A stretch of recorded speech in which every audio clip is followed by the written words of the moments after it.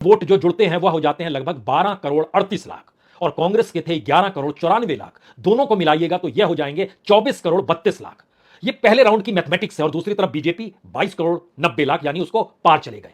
इसमें नीतीश कुमार उस वक्त साथ खड़े थे, शिवसेना भी साथ खड़ी थी, आप कहेंगे अकाली भी साथ खड़े थे। अगर इन तीनों के वोट जोड़े जाएं, शिवसेना को मिले थे 1 करोड़ 28 लाख वोट, अकाली दल को मिले थे 37 लाख वोट, और जनता दल यूनाइटेड को मिले थे 89 लाख वोट। और उसके साथ जोड़ लीजिए एआईडीएमके के भी वोट डाल दीजिए 83 लाख वोट, लोक जनशक्ति पार्टी के भी वोट डाल दीजिए 32 लाख वोट, और अपना दल के भी वोट डाल दीजिए 10 लाख वोट। ये सब मिला के अगर बीजेपी के साथ उस परिस्थिति में भी चले जाते हैं तो ये वोट 26 करोड़ से पार नहीं होते हैं। और दूसरी तरफ अगर इस फहरिस्त में आपने नाम उद्धव ठाकरे का निकाल दिया, इसमें हमने नाम पहले से ही नीतीश का नहीं लिखा था, जो जोड़ा था उसमें हमने बादल का लिखा था, अगर उसका भी 37 लाख निकाल दिया तो इस परिस्थिति में भी लगभग 23 करोड़ के लगभग वोट विपक्ष के हैं और 26 करोड़ वोट बीजेपी के हैं। लेकिन इसमें वामपंथियों को जब आप जोड़ते हैं तो वह वोट भी लगभग 1.5 करोड़ और जुड़ जाता है। अब इसमें अगला सवाल, इसमें हमने वाईएसआर कांग्रेस को नहीं जोड़ा, जगन रेड्डी को नहीं जोड़ा, जिनके तकरीबन 1.5 करोड़ वोट है। इसमें हमने डीएमके को नहीं जोड़ा, जो कांग्रेस के साथ है, उसके भी 1 करोड़ 43 लाख वोट है। इसमें हमने नवीन पटनायक को भी नहीं जोड़ा, जिनके अपने वोट 1 करोड़ से ज्यादा के हैं। यानी ध्यान दीजिए, इस पूरी परिस्थिति के बीच में हमने छोटे राजनीतिक दलों को अभी नहीं लिया है। इस परिस्थिति के भीतर एक झटके में कांग्रेस आज की परिस्थिति में जहां खड़ी और विपक्ष जहां अपनी परिस्थिति में लगातार बटा हुआ खड़ा, अगर सबको वोटर के लिहाज से जोड़ दिया जाता है तो, और बटी हुई परिस्थिति में जहां पर जनता दल यूनाइटेड बीजेपी के साथ नहीं, अकाली दल साथ नहीं, शिवसेना बटी हुई साथ में है, लेकिन उद्धव ठाकरे साथ में नहीं है, वह विरोध कर रहे हैं। इस परिस्थिति में बीजेपी का जो पूरा वोट है वह लगभग 24.5 करोड़ होता है, और दूसरी तरफ 27.5 करोड़ वोट हो जाते हैं विपक्ष के। यह पहले राउंड की गिनती है। इस लिहाज से इसको इसलिए जरा समझिए क्योंकि भारत के भीतर 2019 में 91 करोड़ वोटर हुआ करते थे और 61 करोड़ वोटिंग हुई थी, यानी लगभग 30 करोड़ लोगों ने वोट नहीं भी डाले थे। हम ये मानकर चल रहे हैं 2024 में वो भी नहीं डालेंगे, लेकिन इस परिस्थिति में जो वोटिंग का इजाफा होगा, बीजेपी अपने बूते कितने करोड़ वोट और ले जा सकती है, कितनी बड़ी छलांग लगा सकती है। 2014 से 2019 के बीच में उसने लगभग 4 करोड़ वोट अतिरिक्त पाए थे, यानी 2014 में अगर 18 करोड़ प्लस था तो यहां 22 करोड़ प्लस हो गया।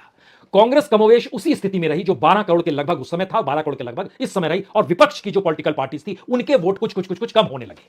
अब सवाल यह है कि जब मुद्दा वो एक ही है, नेता एक ही है जिसका विरोध करना है, और अगर सब अलग अलग लड़ेंगे तो बिहार में जाके बीजेपी क्या कहेगी? करप्शन है, धोखा देने वाले नीतीश कुमार हैं, इनके साथ खड़ा नहीं हुआ जा सकता है, और वो करप्शन को रूप में बिहार के इलेक्शन में वोटिंग का पैटर्न शुरू हो जाएगा। यानी वह मुद्दा गायब हो गया जहां डेमोक्रेसी और प्रधानमंत्री मोदी की सरकार से जुड़े हुए मुद्दों की पूरी लंबी फहरिस्त है। उत्तर प्रदेश में भी क्या जिक्र होगा? जातीय समीकरण, 80-20 का खेल, या फिर करप्शन के आश्रय नेताओं के नाम लिए जाएंगे, यकीनी तौर पर वोट फिर बटेंगे, जाति के आधार पर वोट फिर बटेंगे, जाति के आधार पर, करप्शन के आधार पर। और इस देश में 80-20 यानी हिंदू मुस्लिम के मद्देनजर अगर चीजों को डाइल्यूट करना है तो हर किसी को एक अपनी पार्टी और अपने कद और अपनी पहचान को नए सिरे से गढ़ने का प्रयास करना होगा। यह संभव है कितना या नहीं है, क्योंकि 46 साल पहले हो चुका है, और आज पार्लियामेंट के भीतर जब राहुल गांधी का जिक्र किया तो बीजेपी से भूली नहीं है कि इस देश में इमरजेंसी लगी थी, लेकिन बीजेपी यह भी नहीं बताती है उस समय जनसंघ थी वह, और जनसंघ का नाम छोड़ दिया गया था, वो शामिल हो गए थे जनता पार्टी में। और उस वक्त कांग्रेस के नेता बाबू जगजीवन राम भी जब कांग्रेस छोड़कर आ गए तो एक नई परिस्थिति बन गई, यानी एक नया पिलर अगर खड़ा होता है तो पता नहीं बीजेपी का कौन शख्स किस रूप में निकल कर आ जाए, क्योंकि बीजेपी के भीतर भी नेताओं की अपनी जमीन जो है, जो कद्दावर नेता है उनकी राजनीतिक जमीन को खत्म कर देना या उनको ताकत नहीं देना या डाइल्यूट कर देना और कमजोर लोगों को उठाना, यह कोई नायाब चीज नहीं है। यह फार्मूला खुले तौर पर 2014 से देखा गया है।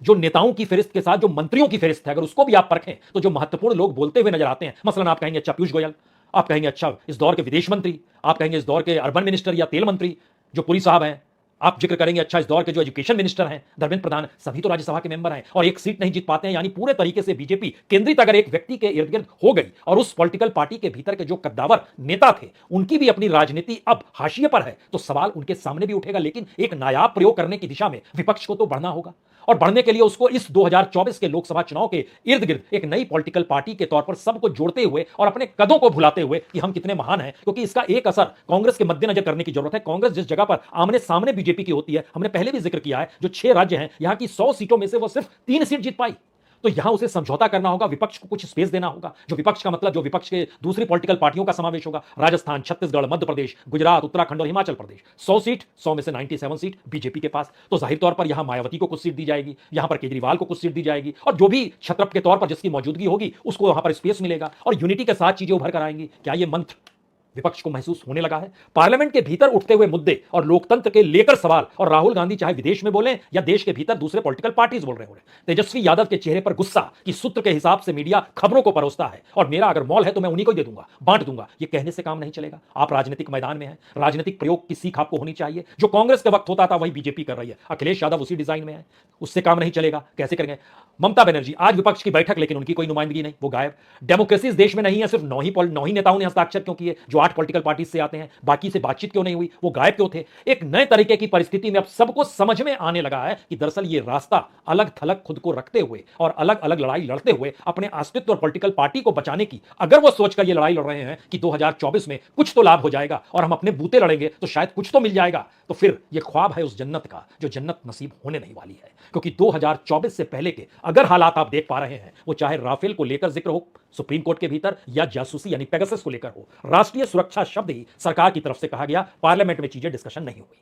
इस देश के खेतिहर किसानों के साथ जो मजाक रिफॉर्म के नाम पर हुआ, उसको वापस इसलिए लेना पड़ा क्योंकि वहां राजनीति नहीं थी, वहां किसान ही इस देश का खड़ा था और सारी पॉलिटिकल पार्टी एक साथ सिर्फ समर्थन कर रही थी। कोई यह नहीं कह रहा था कि हम कांग्रेस के हैं इसलिए समर्थन कर रहे हैं। यानी जहां पर भारत की राजनीति के भीतर बिखरा हुआ विपक्ष अगर एकजुट हो जाता है, यह दरअसल आने वाले वक्त में हो सकता है यह 2 पार्टी सिस्टम की तरफ भी देश को ले जाए। लेकिन बड़ा सवाल यह है कि लोकसभा का चुनाव और राज्यों का चुनाव, इसमें कुछ अंतर 2024 के चुनाव के मद्देनजर हर किसी को ना सिर्फ देखना समझना होगा बल्कि इस पाठ को पढ़ना भी होगा कि पार्लियामेंट के भीतर एक साथ खड़े होकर नारे लगाने से भर से काम नहीं चलेगा, पार्लियामेंट से निकलकर भी नारे लगाने से काम नहीं चलेगा। और जब सबको पता है कि 150 के करीब पॉलिटिशियंस के नाम उस सीबीआई और ईडी की फाइल में है जिसकी गिरफ्तारी हर राजनीतिक लाभ के मौके पर की जाएगी, और 2024 के चुनाव में 1 बरस का ही तो वक्त है, सारे राजनीतिक प्रयोग की जमीन इसी 12 महीनों में होनी है। और उससे पहले राजनीति अगर साधनी है तो ऐसे में नारे कौन लगाएगा, नेता कौन होगा, यह तो दूर की गोटी है। इस पर तो फैसला बाद में हो जाएगा, पहले खुद को खड़ा तो कर लीजिए 2024 के चुनाव के लिए।